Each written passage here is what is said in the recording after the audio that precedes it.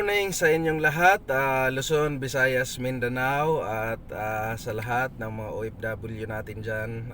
Yan mga kapwa ko OFW, kumusta po kayong lahat? At sana po ay nasa mabuti kayong kalagayan at malayo sa anumang kapahamakan.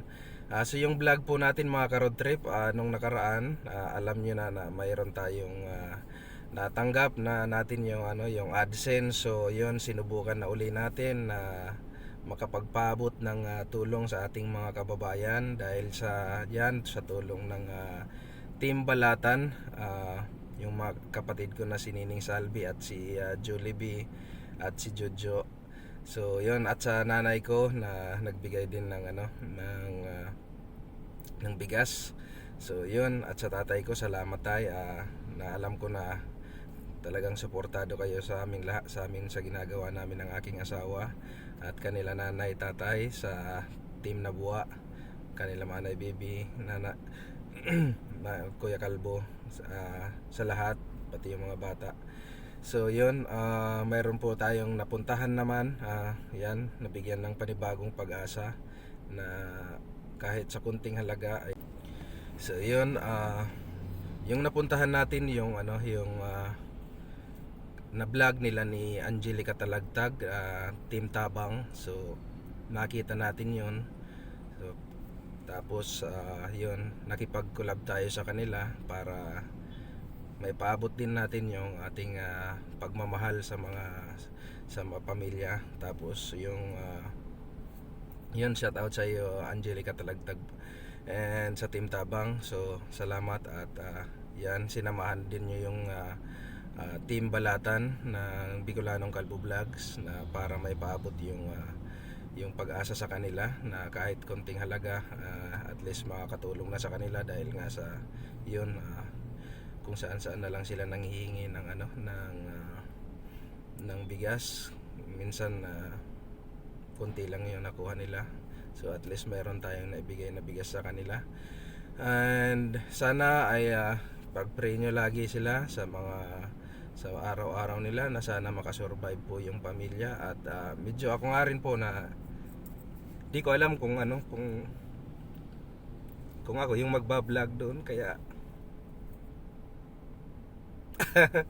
mababa lang talaga yung luha namin. Kaya ito, at least mayroon tayong naibigay sa kanila na pag-asa kahit konti. Pero sana mabalik-balikan natin yun. At sana sa mga makakapanood nito, na may mga mabubuting puso dyan,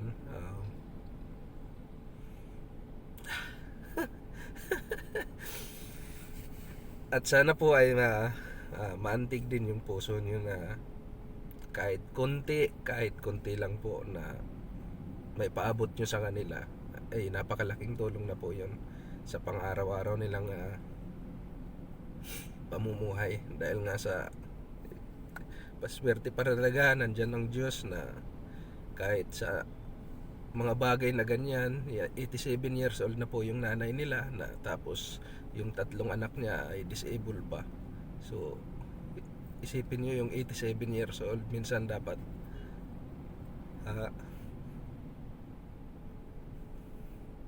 yung magulang na, yung mga anak na yung mag-aalaga sa kanya.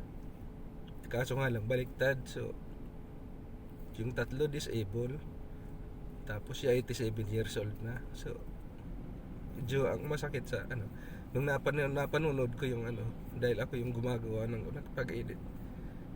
So yun lang mga ka-road trip. Sana po mga ka-road trip ay kahit konting maipaabot po natin sa kanila ay napaka laking tulong na po yun. So yun mga ka-road trip, yun, panoorin nyo na lang po mga ka-road trip, and God bless po sa lahat.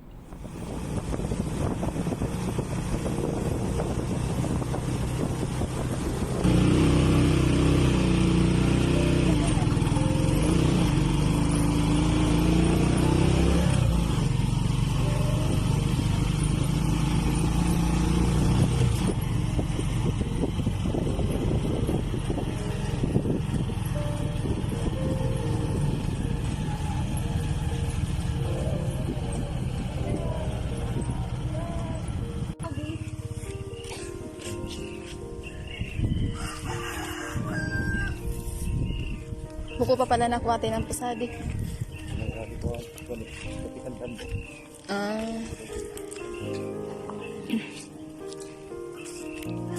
Ay, mga ka-road trip, papunta na po kami sa bahay ni Nanay Arsenia. May dala po kaming bigas at tinapay na ibibigay sa kanya.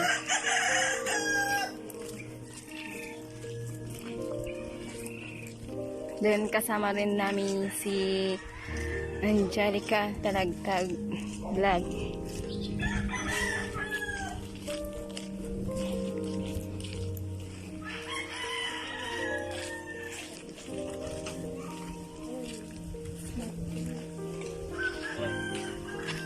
Dito na po kami sa bahay ni Nanay Arsenia.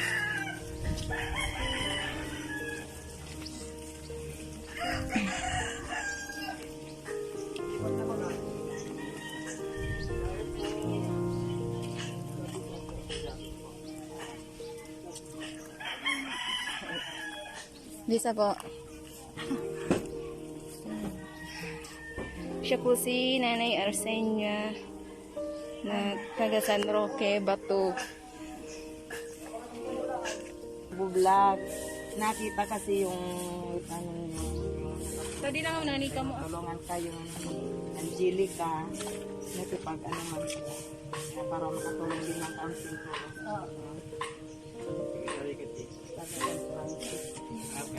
Parehas sopa. Kapatid ko sila. Kaya lang dito ko nakatim. Kaming dalawa magkapatid. Tapos yung Bicolanong Vlog. Ito po yung Calvo Vlog.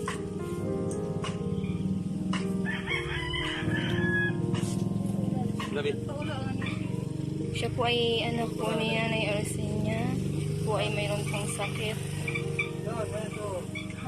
Nakaratay na lang po siya dyan.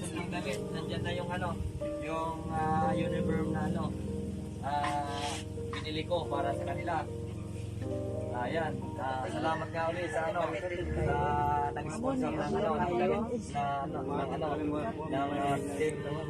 tabang. Anong nangyari? Kay ano, kay Rachel, tapos kay Archie Nardo. Salamat ulit sa ano, sa Mga ka-road trip. Siya, yan po ang mga anak ni Nanay Arsenia. Tatlo po sila.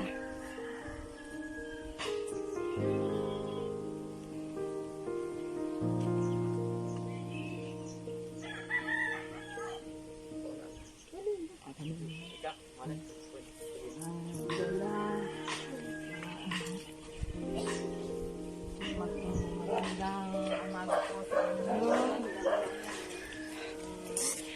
Nagpunta po kami dito dahil nakita ng aking kapatid na si Bicolanong Calvo Vlog na ganyan ang kalagayan nyo.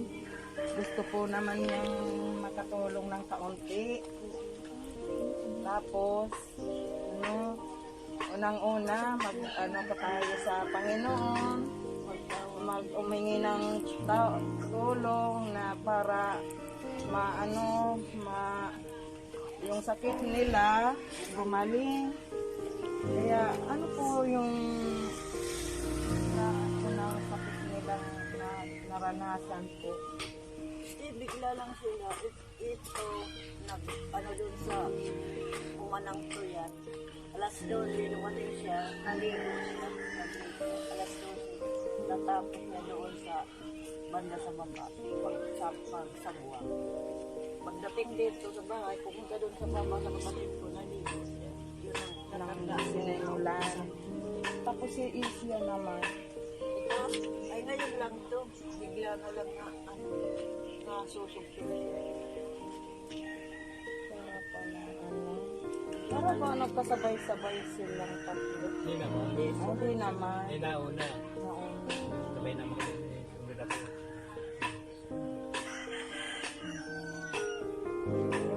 Yun lang. May dala kami tulong sa inyo. Tapos, huwag lang tayong maano sa Panginoon, palaging magdasal para tulungan tayo na ano napabayaan. Siyang parang nakakabay sa atin. Tapos, sana gumaling din tayo. Wala ka ng asawa. Tagal na, naging ano pa, 66. 30 lang edad. Wala silang asawa. Mayroon na iniwan mo. Ito ang binata. Ilang taon ka na to? 50.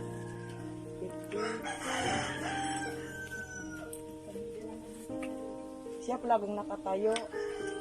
Ayan na lang na ang may sakit. Kumain. Oo, kaya ngayon may sakit siya, palagi nakatayo siya. Oo, umuupo. Opo man. Pag kumain. Yung lola, sana marami pang taong magbigay sa inyo. O maraming tumulong sa inyo, kaya kami gumagawa nito para makita kayo, para dumalang lang tayo sa Panginoon na marami pang tutulong sa inyo. Paano paghanap buhay mo, lola? Wala. Punta nga ako kahapon doon sa Tagpulo, Kimeli, sa Molino.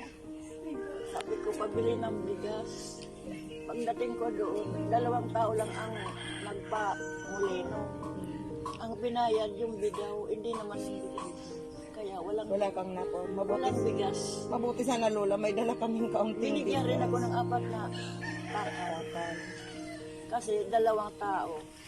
Siguro mayroon siya nakatago doon na 4 na takal. Binigyan sa akin. Bumibili ako ng 500. Wala daw, dahil wala nang palay sa uma. Wala nang pinapagiling ng mga tao. Talaga si Lord, di pababayaan, lola. Kaya pala kami pumunta dito dahil wala kayong bigas. May bigas kaming dala. Salamat, Lord. Na isip namin na puntahan kayo para mabigyan ng Lasag ko na yung tinapay. may tinapay po, may grocery. Sa kanila naman yan ni Angelica Talagtag. Yun lang po. Manalangin lang tayong palaging may tumutulong sa inyo. Natawag ako na lagi ko si Amang.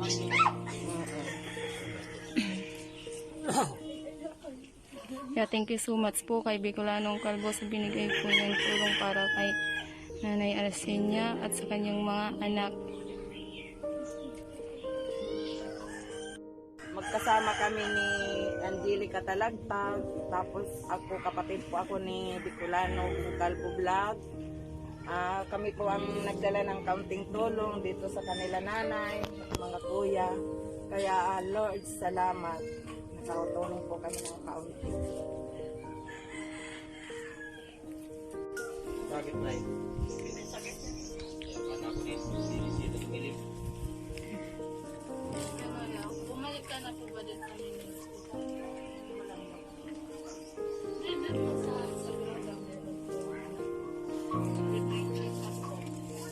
Ang naramdaman mo po, Nung kahapon po, meron din doon sa Portugal.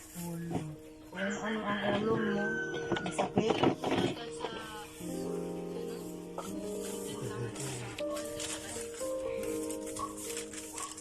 Hindi ka na po nakakatayo.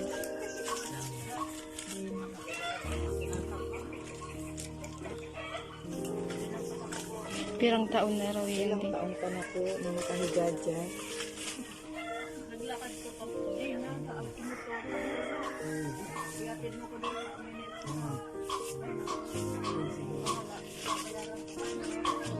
Otmail, maganda yan sa ano. Ano ko na? Hindi ko na naintindihan. Ilang taon ka na po yung nakahiga dyan? 15? 15 years? May adobo. Jesus, matagal na. May adobo ulit. Tapos mayroon pong bilatang agility na corn soup. Yan.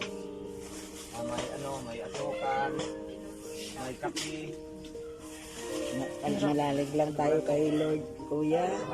Palaging manalangin para bigyan ka pa ng kalakasan, yung pagalingan ka sa inyong buhay. tapos may Si Lord ang palaging gabay sa atin. si Mrs. Torres. Mayroon po pong sabon. Ito, Sana hindi kayo magsawang tumulong at magbigay ng sa pamilyang ito kasi alam naman natin itong kalagayan nila. Namin ito pwede na rin makapagtrabaho. Hirap na rin po sa buhay. Kaya siguro po kayo na po ang bahala na Ito po yung nila, yung kusina. Tapos dito po sila nagluluto. tumulong sa kanila. Nandito po kami para patuloy na nandyan para tumulong. Hindi po kami magsasawang tumulong sa kanila. Basta nandyan po kayo.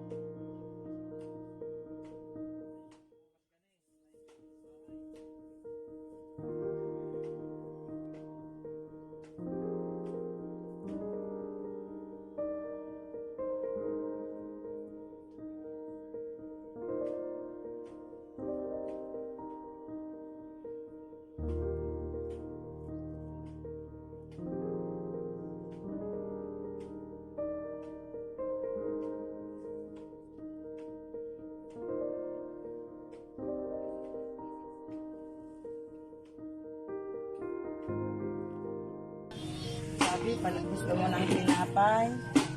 O may dala kami sa iyo ng tinapay para pang snack, hapon. O ito po. Yan, bigay po yan ni, Binigay pwede ni Bicolanong Calvo Vlog, tapos mga karot-karot. Opo, sabi. Idagli mo ka. Yes, sabi mo ko, ano sabi mo kuya?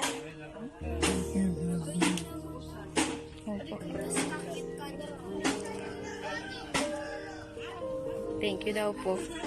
Sa iyo, Bicolanong Calvo, sabi niya.